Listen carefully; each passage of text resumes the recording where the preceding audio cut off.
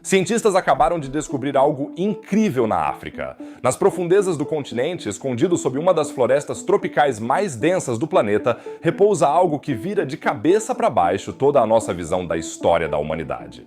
E que isso poderia mudar o destino de todo o planeta. Vamos analisar isso hoje e começar direto ao ponto.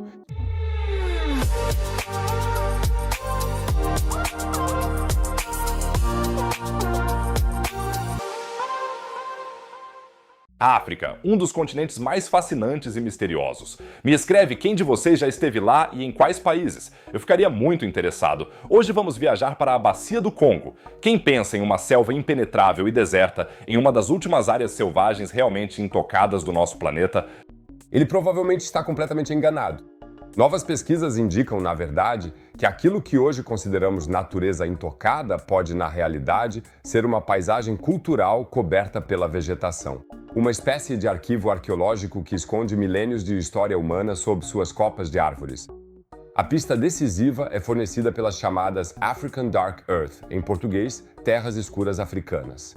São solos que se diferenciam radicalmente em sua composição química dos solos tropicais ao redor. Enquanto os solos típicos da floresta tropical são extremamente pobres em nutrientes, a floresta cresce paradoxalmente, de forma exuberante porque os nutrientes ficam armazenados no ciclo das plantas e animais vivos. Esses solos escuros armazenam quantidades extraordinariamente grandes de nitrogênio, fósforo e cálcio. e isso ao longo de milênios. De onde vêm esses solos? Análises mostram que eles consistem em uma mistura de carvão vegetal, restos de ossos, resíduos orgânicos e excrementos. Mas o mais importante é que essa composição não surge por acaso na natureza. Ela é o resultado de um povoamento humano intenso e de longa data. Assim como a terra preta na Amazônia, esses solos não são um produto natural, mas sim criados pelo homem. Já falei aqui no canal sobre o fenômeno da terra preta na Amazônia. Se vocês não quiserem perder mais nenhum desses temas, então aproveitem para se inscrever no canal agora. Assim vocês sempre recebem uma notificação. Obrigado, pessoal.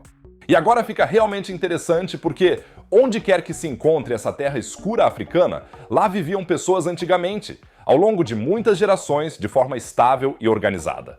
Isso significa que grandes partes da atual Bacia do Congo já foram intensamente povoadas. O que hoje consideramos selvagem pode, na verdade, ser uma floresta regenerada, crescida sobre os alicerces de uma civilização há muito esquecida. Mas quem eram essas pessoas? É aqui que entra em cena a expansão Bantu, uma das maiores migrações de povos da história da humanidade. Há cerca de 4.000 a 5.000 anos, povos de língua Bantu começaram a se espalhar da África Ocidental em todas as direções. Eles levaram tecnologias como a metalurgia do ferro, a cerâmica e a agricultura sistemática para bem no meio da floresta tropical. É de enlouquecer se pensarmos em como esse ambiente é difícil para uma agricultura. Os solos negros africanos podem estar diretamente ligados aos seus assentamentos, como um subproduto de um uso intensivo que se estendeu por séculos. A cientista Leonor Rodrigues, da Universidade de Montpellier, que estudou exatamente esses solos na Bacia do Congo, descreve o princípio assim: os solos são formados pela adição regular de matéria orgânica, grama, terra, restos de plantas ao longo de muitas gerações.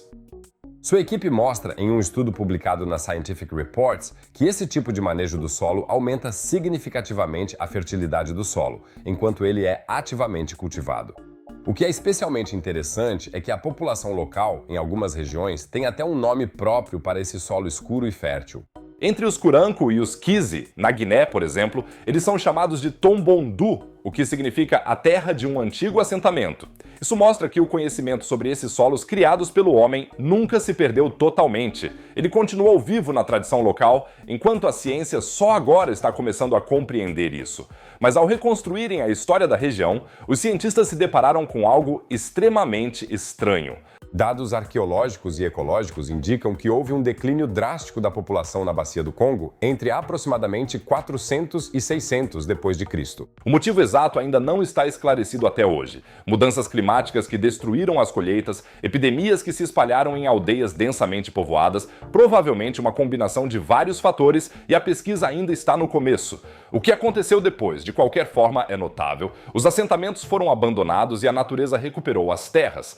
Árvore por árvore, década por década, a floresta cresceu sobre os vestígios humanos. Surgiu a impressão de uma floresta virgem intocada, quando na verdade era uma paisagem cultural reflorestada. E aliás, conhecemos esse padrão também na Amazônia, onde achados semelhantes indicam uma antiga ocupação densa. Nossa visão de natureza intocada está sendo abalada no mundo todo, e eu acho isso incrivelmente fascinante.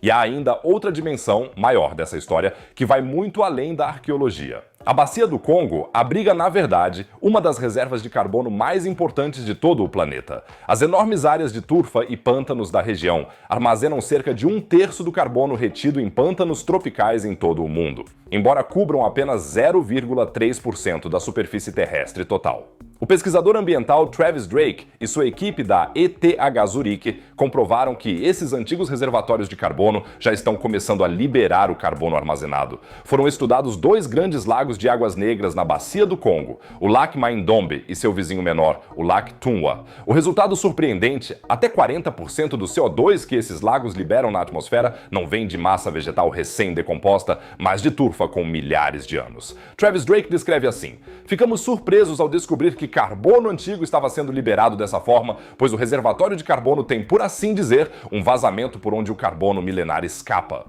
O que isso significa? Há indícios de que o delicado equilíbrio desses ecossistemas pode ser perturbado. Quando fica mais seco, as turfeiras secam com mais frequência.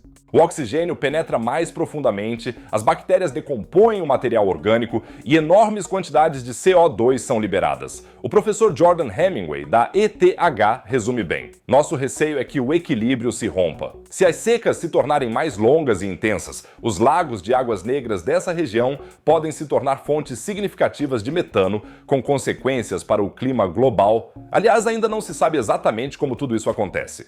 O relatório da ETH de Zurique afirma: ainda não está claro como o carbono é liberado do material vegetal não decomposto. Também não se sabe ainda como o carbono chega à água do lago. E tudo isso em uma região que está apenas começando a revelar seu passado arqueológico. Pois métodos modernos como varreduras lidar e análises do solo mostram que provavelmente encontramos apenas uma fração minúscula dos vestígios humanos na Bacia do Congo. Áreas enormes são praticamente inacessíveis e quase inexploradas cientificamente. Ao mesmo tempo, correm o risco de serem destruídas pelo desmatamento e pela mineração antes mesmo de a gente ter conseguido entendê-las. Assim, a gente pode perder indícios de civilizações inteiras antes mesmo de saber seus nomes. A Bacia do Congo não é um assunto secundário, é uma região-chave em 2 aspectos: para a arqueologia da humanidade e para o futuro do clima terrestre. O que encontramos lá debaixo da Terra não só nos diz de onde viemos, como também nos mostra o que está em jogo se não tomarmos cuidado. Isso coloca uma das questões mais fundamentais de uma maneira totalmente nova. Precisamos reescrever a história da humanidade? Em quais lugares já existiram civilizações avançadas, onde hoje a natureza retomou o controle da Terra? E eu acho essa pergunta extremamente fascinante. Os maiores mistérios da humanidade às vezes não estão em pirâmides ou ruínas antigas, mas literalmente no solo sob nossos pés, ou, neste caso, sob a floresta tropical mais densa da Terra. Vou mantê-los informados sobre todas as próximas descobertas fascinantes. Então, aproveite para se inscrever no canal agora mesmo.